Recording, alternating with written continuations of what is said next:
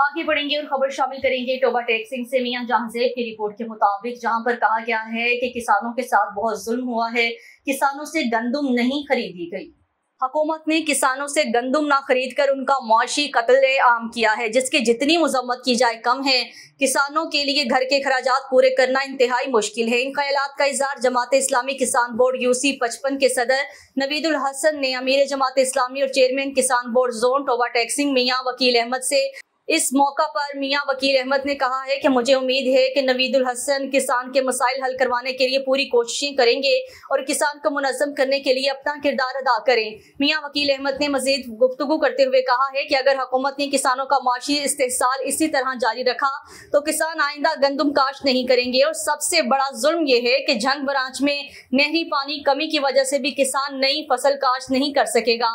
उन्होंने कहा है किसान बोर्ड टोबा ने किसान भाइयों से डेटा फॉर्म जमा करवाने की मुहिम शुरू कर रखी है।